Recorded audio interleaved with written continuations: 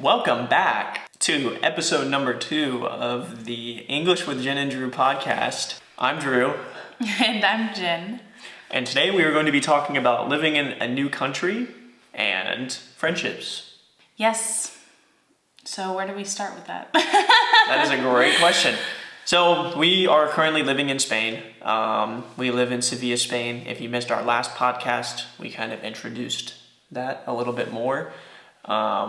But we do live in Sevilla, Spain, and there are a lot of challenges and difficulties that come with that. And I guess, Jenna, what are some of the difficulties and challenges do you think that come with living in Spain or living in a new country? Yeah, there's a lot of good. There's so much good that comes with moving out of your element, moving from where you're from, where you're comfortable to, and stepping into a new country, a new area, a new world of cultures. And there's a lot of beautifulness in it, and then there's a lot of things that aren't necessarily hardships, but like things that make you uncomfortable every day, constantly. And I would say the biggest one is just not being completely confident in the language. So obviously, if you're listening to this, you might be learning English, and there's probably a whole range of different levels of English, whether you're learning for fun or you're living in an English-speaking country and you need it. That's the case with us. We listen to Spanish podcasts all the time, and we are in need of it. But for me, it feels like where I'm at with my language, Spanish language, is like I can hold conversations and be comfortable in a lot of situations. But for some reason, if somebody approaches me and I'm not expecting to hear someone say something to me, like I don't understand right off the bat. Exactly. Yeah. It's like when you're not in that second language mode in your head, it's like you're just shocked or surprised that someone would come up to you and say that, even though you live in that country when you should be expecting it. So it's really interesting and hard sometimes to completely understand what people say, especially when they just walk up to you and say something. Yeah, for example, you could just be minding your own business, waiting for the train, and someone comes up and says, "Hey, do you know if this stops at so-and-so park?" And you're like, "What? What did you just say to me?" Yeah. Or, "Oh, did we have to buy a ticket before this, or did you know?" Yeah. Because that's how fast Spaniards speak. Yeah, it feels like Spaniards speak on a different level than other Spanish-speaking countries. So that's also one thing that is very difficult living in Spain compared to other Spanish-speaking countries. Yeah. But it's also kind of fun, like Jenna said at the very beginning. I think so fun. For us, getting out of our comfort zone is one of those fun things. For some people, it's not fun. It's really scary. And it's really terrifying, which we also understand. Yeah, constantly understand that too. But for us, it's kind of fun. Like we enjoy that fear and kind of, I don't know, it's really hard to explain in a way. But it's really fun living in a totally different country, learning a language constantly. And we work here as well, so we're constantly using our second language at work. Adjusting and trying to get close with our coworkers in a second language. And that kind of leads us into our topic of discussion is creating friendships in another language. Creating friendships in another language. In Spain, to us, it feels... In Sevilla, okay. Yeah, that's a good point. In Sevilla, it feels extremely difficult to make friends. And we know we're not, very, very, very fluent speakers. And that's definitely one of the reasons. Yeah, and absolutely. We completely understand that. Absolutely. But also, it does have a different, I think, atmosphere when it comes to friends. Yeah. So, like in the United States, for us, I feel like friends are people that I talk to all the time, I guess. And in Spain, I don't know. It's really, I don't really know where I was going with that. Friends here feel like who you grew up with. Exactly. Yeah. It's like who you grew up with and who you've known for such a long period of time.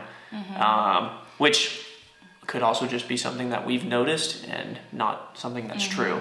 So, I don't know, but like you said with our coworkers, I think that's something that's really difficult, right? Like I have coworkers that age from my age, 25 or 27, and then I have coworkers that are in their 60s. So balancing those two things is very, very difficult. But even with the younger generation of people, it's still difficult because it's that second language.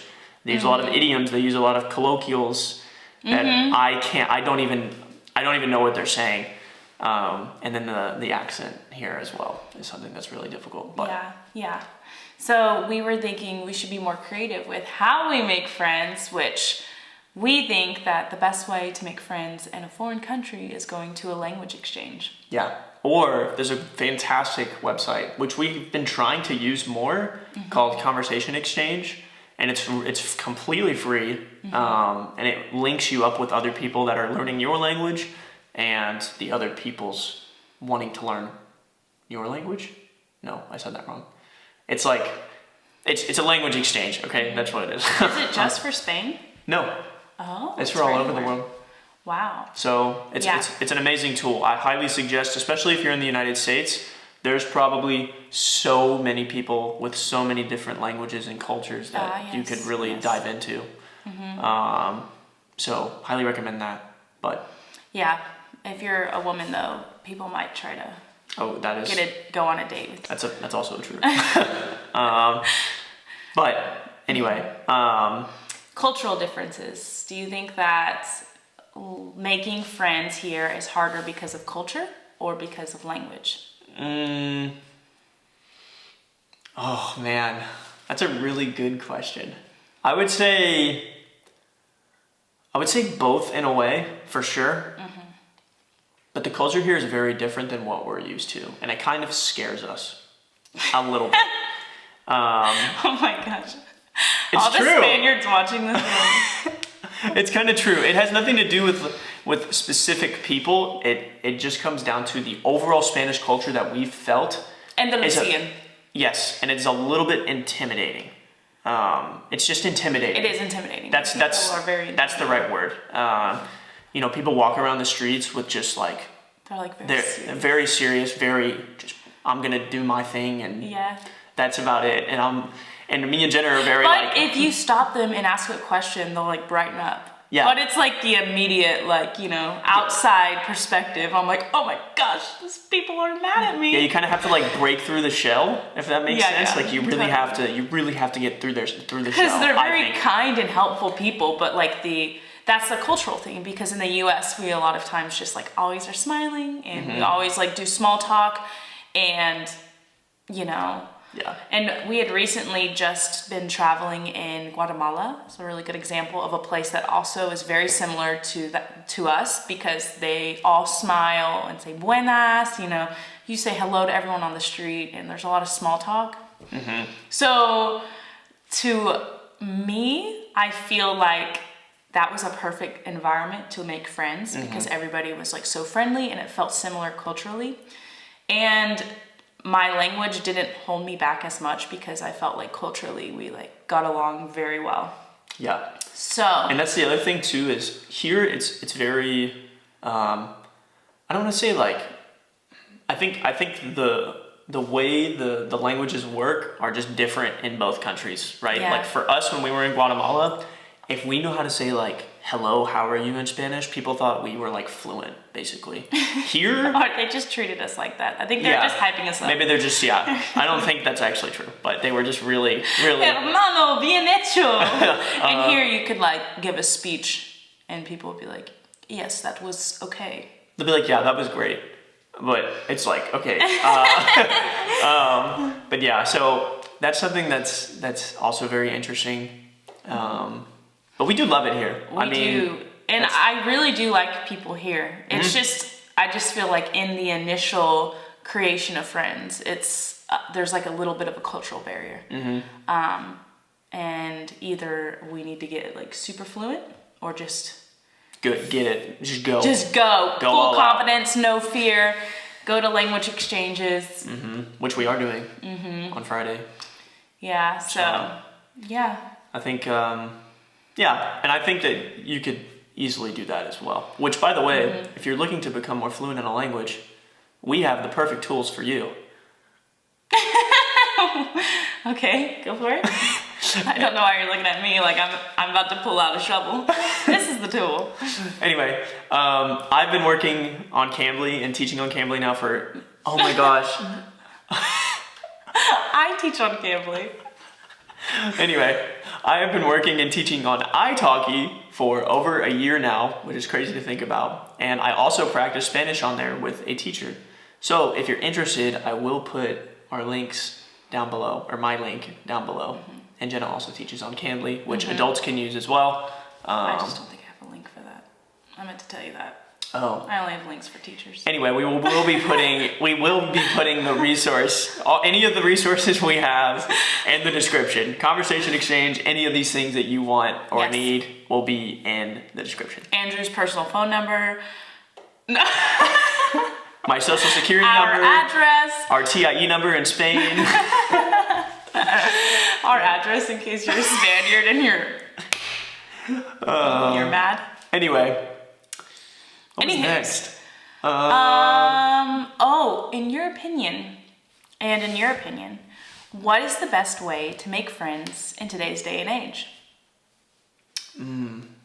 I think if you're learning a new language or just in any way. You could do both.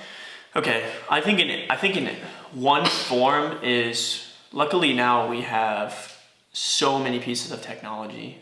I mean, it's crazy. I mean, like you can seriously just call someone on your phone and be like, "Hey, how's it going?"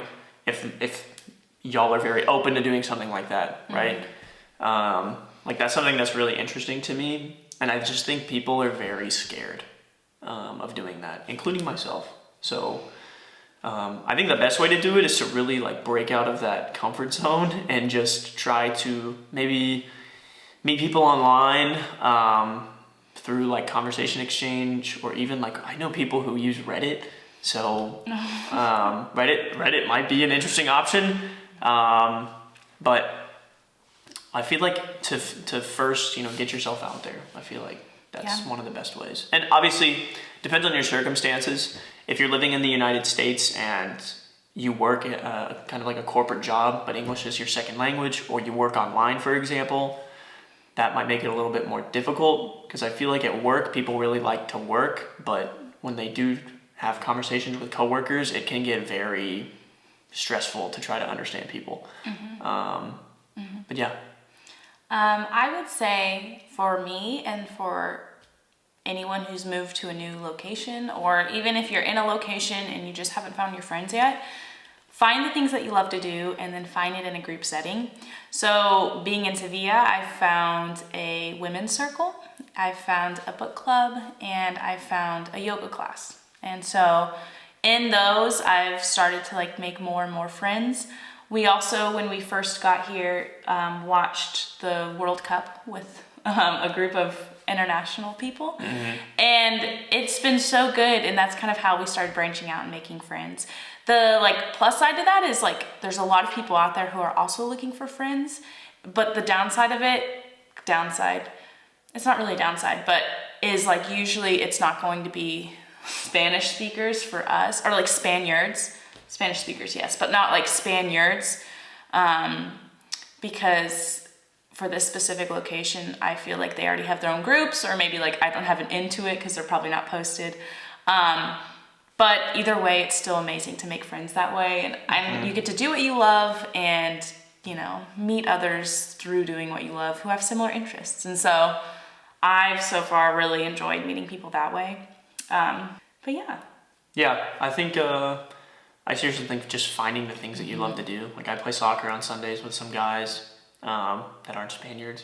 Two or three of them are, but yeah, it's a big group. It's a larger group of internationals, and we normally just speak English. So I am curious though, if you're listening to this and you also live in another country, have you found it hard to make friends with people in that country? If you meet up with groups, are they a group of internationals who are also looking for friends, or maybe you have the opposite experience and you find it really easy to make friends with the locals? Yeah. Whichever country you're in, I'd love to know, because I totally understand that it's going to differ country to country, city to city, probably town to town. And so I'd love to hear your experience and how that is. Yeah, like I had an interesting conversation with someone that said that they were living in the United States. They were living in Washington, D.C., but they worked for like an Arabic news network. And they said that they were wanting to practice their English because they never got to outside of their work. And their work was the one thing they did almost all the time. So they felt that they still weren't proficient enough to go out and do daily tasks in English. Which is really interesting because we sometimes feel the same in Spain. Yes, absolutely, because a lot of people will want to speak English or resort to English if they're not Spaniards themselves. Also, I've heard that a lot in the US too, that like people who move to the United States will become super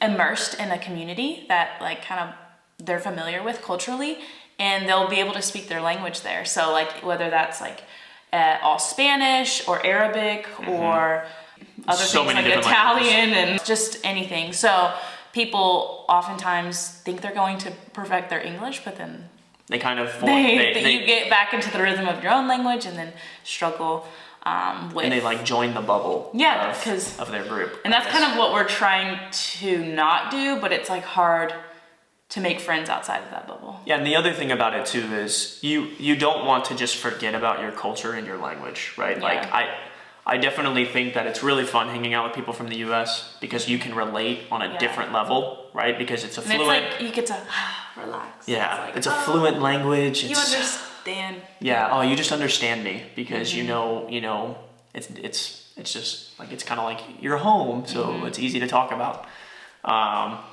But yeah, being here, we're trying not to fall into the trap of only speaking English, really with friends. With friends, yeah. So because we speak Spanish a lot in our day to day, but if you're not making friends in the language you're learning, you're not going into deeper conversations past like surface level. So like we feel fluent in cafe, store, any kind of conversation that's super surface level, like even present and past tense. Like, but like the conversations you'd have with friends, or this conversation, for example, we're using scenarios of what if, would you, right? All things that are like a little more complicated to do in another language. Exactly. Versus, un café, por favor. Yeah, can I have a coffee, please? Just one coffee. How much is that? Oh, it was delicious. Delicious. Thank you. Delicioso. Yes, great. I hope you have a great evening. Yeah, just like things like that. I mean, I think, and that's great. If you're listening to this podcast, I don't think you're just at that level, but no way. But yeah, I mean, even if you do know that, just that, I mean, you're doing an amazing job. Don't think that just because you don't know the language to a super, super high level that you're not doing something right. Yeah. Because we feel like we know Spanish to a very high level and still struggle. So yeah, or it always, sometimes I think I don't know any.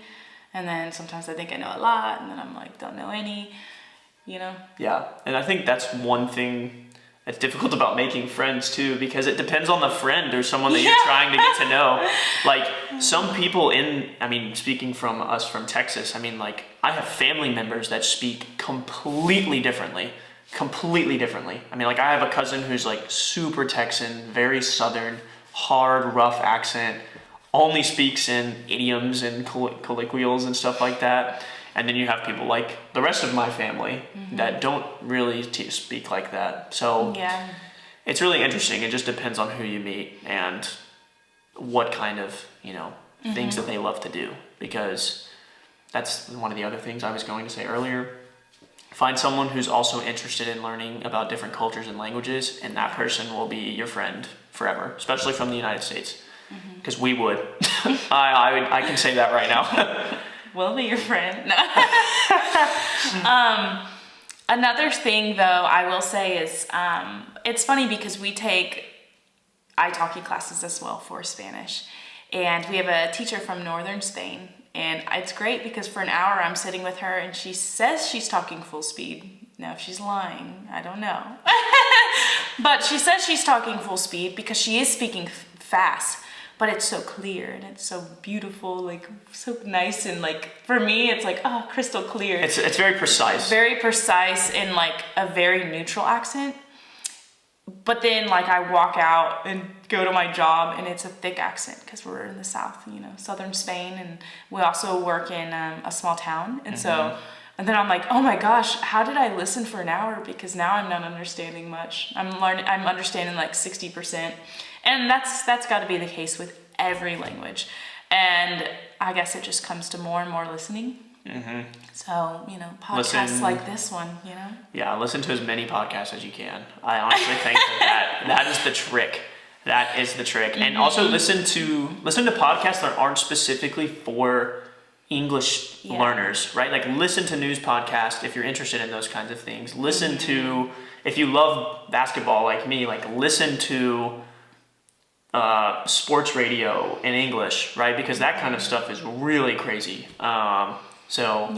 Just do things to really, really diversify your listening. Yeah, right. Yeah. Exactly. Yeah. But I think that's really it. I think that's all. We just wanted to talk a little bit about living in a new place and making friends in that new place, and we hope that you're doing the same thing, and hope that you're succeeding as well as you can. Just continue to try your hardest. That's all you can do, really. Yeah. Just focus on trying the hardest you can, and that's it. You'll feel confident enough if you just keep being consistent. Yep, and we're right there with you, trying to do the exact same thing. Yeah, so we know exactly how you feel.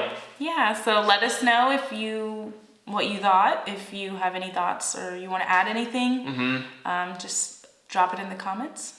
Yep. If you're watching it on YouTube. Yeah, if you're watching it on YouTube. On Spotify, you could probably email us or like anything like that if you have any very specific questions. And if you have anything else, leave them in the comments below. And thanks for watching. And we'll see you in the next one. Bye. Bye.